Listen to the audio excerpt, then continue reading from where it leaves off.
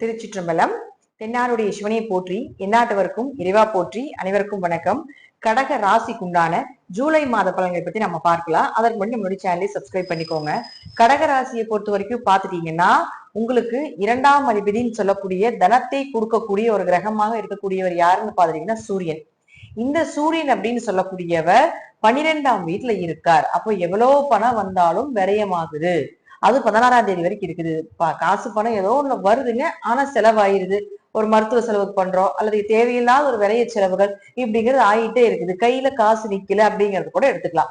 அடுத்தது 16ஆம் தேதிக்கு மேல நீங்க பாத்துட்டீங்கன்னா, இந்த சூரியன் அப்படின்னு சொல்லக்கூடியவர் உங்களை ராசிக்குள்ள 1 மாத காலங்கள் இருக்க போகிறார்.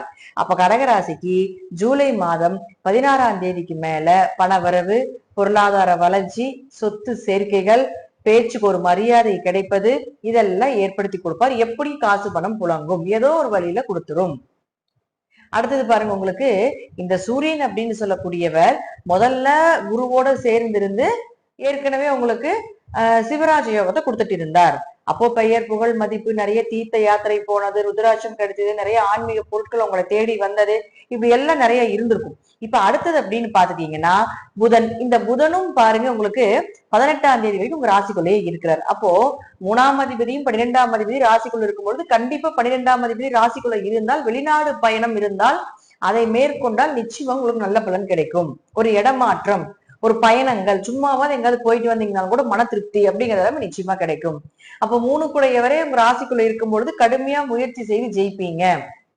ஏதோ ஒரு வழியில உங்களுக்கு வர வேண்டிய விஷயங்கள் எல்லாமே தானா கைகூடி வரும்.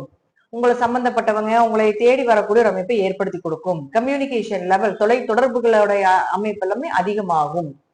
3 கூடையர், 3ங்கிறது பாத்தீங்கன்னா உங்களுக்கு யூடியூப் சம்பந்தப்பட்டது, இதெல்லாமே ஆன்லைன் சம்பந்தப்பட்ட, ட்ரேடிங்ல சம்பந்தப்பட்ட வருமானத்தை 3ஆம் இடம் சொல்லும். அப்ப அவர் வந்து உங்களுக்கு ராசிக்குள்ள இருக்கும் பொழுது, அதுவும் பாருங்க புதன் 18ஆம் தேதி வக்கரத்துல வேற இருக்க, 18ஆம் தேதிக்கு மேல வக்கரமாக போகிறாரு. அப்ப என்ன பண்ணுவாருன்னா, இன்னும் வக்ரம்னா இரட்டிப்புன்னு சொல்றோம். ஒருவேளை உங்க ஜாதகத்துல புதன் வக்ரமாக இருந்தால் 18ஆம் தேதிக்கு மேல இது போல வருமானத்துல, யூடியூப் சம்பந்தப்பட்டது ஏதோ ஒரு வருமானத்துல வந்து உங்களுக்கு இரட்டிப்பு மடங்கு கிடைக்கும் அப்படிங்கறத நம்ம எடுத்துக்கலாம். இல்ல உங்க ஜாதகத்துல புதன் வக்ரமாக இல்லை அப்படின்னா 18ஆம் தேதிக்குள்ள இந்த பணம் சார்ந்தது, நகை சார்ந்த விஷயங்கள், அதே போல பாத்துட்டீங்கன்னா கூட பிறந்தவர்கள் விரயம் பண்றது, ஏதோ ஒரு பணம் கொடுக்கல் வாங்கல், இது எல்லாமே உங்களுக்கு சக்சஸா வரணும் அப்படின்னு நினைச்சீங்கன்னா 18ஆம் தேதிக்கு முன்னாடியே முடித்துக் கொள்வது என்பது நல்லது.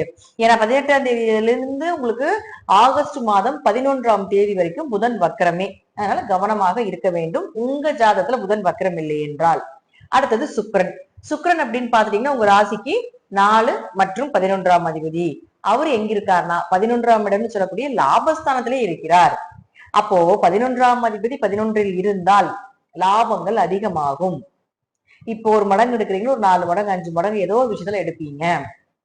அது மூலமாக வீடு மனை சொத்துக்கள் கிடைக்கும். ஒரு குடும்ப தேவைகளை பூர்த்தி பண்ணுவீங்க. ஏன்னா 4ஆம் இடங்களே 4னா வீடு மனை சொத்துக்கள், ஆரோக்கியம், அம்மா, இவங்க எல்லாருக்குமே ஒரு உதவிகள் செய்யக்கூடிய ஒரு அமைப்பு, இதெல்லாமே கொடுத்துருவார். 11ஆம் இடங்கிறது லாபத்தை மட்டும் நம்ம சொல்லக்கூடாது.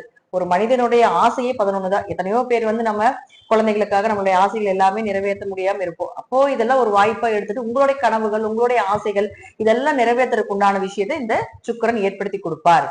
11ஆம் அதிபதி 11 இருந்தா மூத்த சகோதரர்கள் மூலமாக கூட உதவிகள் கிடைக்கும் அப்படிங்கிறது அமைப்பு உண்டு. அதே போல 18ஆம் தேதி வரைக்கும் இளைய சகோதரர்கள் யாராவது இருந்தாங்கன்னா அவங்க மூலமாக உங்களுக்கு உதவிகள் கிடைக்கிறதுக்கு வாய்ப்புகள் உண்டு. அடுத்தது பாருங்க செவ்வாய். செவ்வாயை பொறுத்த வரைக்கும் ராசிக்கு 2ஆம் வீட்டுல கேதுவோடு இருக்கார். 5 10 கூடையவர். குழந்தை, குலதெய்வம், தொழில், உங்களுடைய கர்மா, உங்களுடைய பதவி, இதெல்லாம் சொல்லக்கூடியவர் அப்படின்னு சொல்லக்கூடியவர் செவ்வாய் கேதுவா சேர்ந்து உட்கார்ந்து இருக்கார். கேதுன்னா ஞானம்னு அர்த்தங்க. கேது எந்த கிரகத்தோடு சேருதோ அந்த கிரகத்துக்கு உண்டான ஞானத்தை வாரி வழங்கிட்டு போயிடுவார். அப்ப உங்களுக்கு 5 10 கூடையவராக இருக்கக்கூடிய செவ்வாயோட கேது சேரும்போது உங்க குழந்தைகள் சார்ந்தது, குடும்ப ஒற்றுமை சார்ந்தது, குலதெய்வமே தெரியலீங்க அப்படின்னாலும் கூட காமிச்சு கொடுத்துருவார்.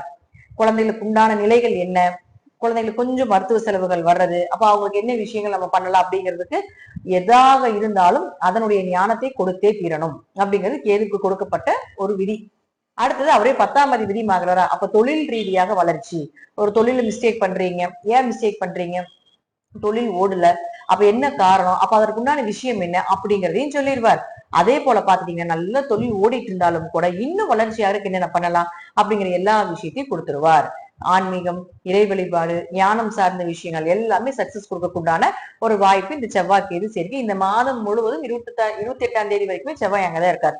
அடுத்தது குருவை பொறுத்த வரைக்கும் உங்களுக்கு நேரம் உங்களுடைய 6ஆம் வீட்டை பார்வையார் குரு பயிற்சி. கொஞ்சம் விரயங்கள், கொஞ்சம் மருத்துவ செலவுகள் இயற்கையாகவே இந்த வருடம் முழுவதும் இருக்கும் அப்படிங்கறதா உண்மை.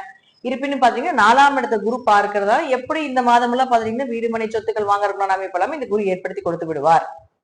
அடுத்தது பாருங்க உங்களுக்கு சனியை பொறுத்த வரைக்கும் 7.5 சனி நம்ம சொல்றோம் இல்லைங்களா. 7.5 சனி இப்பதான் உங்களுக்கு கண்டச்சனி, அஷ்டமச்சனி இதெல்லாம் முடிஞ்சுது. இப்ப சனி பகவான் உங்களுக்கு ராசிக்கு 9ஆம் இடத்துல இருந்தாலும் வரக்கூடிய 13ஆம் தேதிக்கு மேல வக்ரமாகிறார்.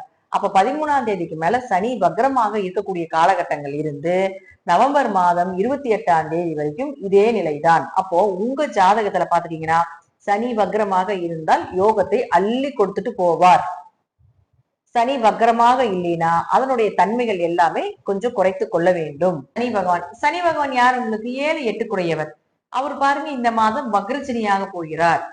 இந்த மாதம் 13ஆம் தேதியிலிருந்து நவம்பர் மாதம் 28ஆம் தேதி வரைக்கும் சனி வக்ரம் ஆகிறார். இது தனிப்பதிவா நம்ம ஒரு ராசிக்கு கொடுக்கலாம்.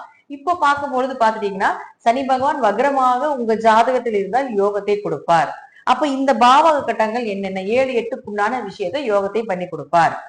ஒரு சொந்தமா ஒரு தொழில் தொடங்குறது, பார்ட்னர் போட்டு தொடங்குறது, அதே போல பாத்தீங்கன்னா கணவன் மனைவி பிரச்சனைகள், திருமணம் சார்ந்தது, ஒரு திடீர் வருமானங்கள், திடீர் இழப்புகள், இது எல்லாமே சனி பகவான் கொடுக்கக்கூடியது இந்த பிறவியில உங்களுக்கு.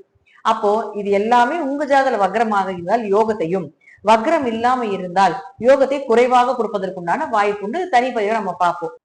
அதே போல சூரியன் தானே நம்ம சொல்லியிருக்கோம் முதல்லயே உங்களுடைய ராசிக்குள்ள 16ஆம் தேதிக்கு மேல வரப்போகிறார். பணம் சார்ந்த விஷயங்கள் எல்லாமே உங்களுக்கு சக்சஸ் ஆக போகுது. புதனோட சேரும் பொழுது புதாத்திய யோகமாக வெளிப்பட போகுது.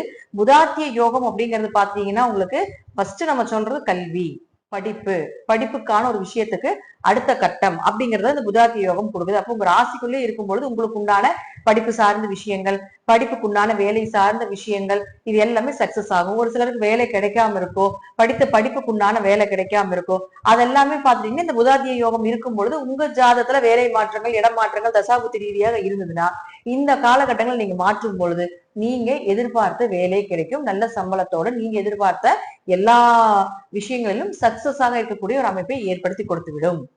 சூரியன் புதன் சேர்க்கை அடுத்தது படிக்கலாம், அல்லது யாருக்காவது படிக்கிறதுக்கு உதவி பண்ணலாம், அல்லது உங்களுக்கு உயர்கல்வி அல்லது படிச்சுக்கிட்டே இருக்கலாம். அதன் மூலமாக அறிவை வளர்த்தி கொள்ளக்கூடிய ஒரு அமைப்பு இந்த மாதம் உங்களுக்கு உண்டு அப்படிங்கிறத நம்ம எடுத்துக்கலாம். மற்றபடி நான் சொல்லக்கூடிய கருத்துக்கள் தசாபுத்தி ரீதியாக உங்க ஜாதக ரீதியாக சிறிது மாறுபடலாம். நன்றி. மீண்டும் நல்ல பதிவுல சந்திக்கலாம். திருச்சிற்றம்பலம், தில்லையம்பலம், நரசிம்ம சரணம்.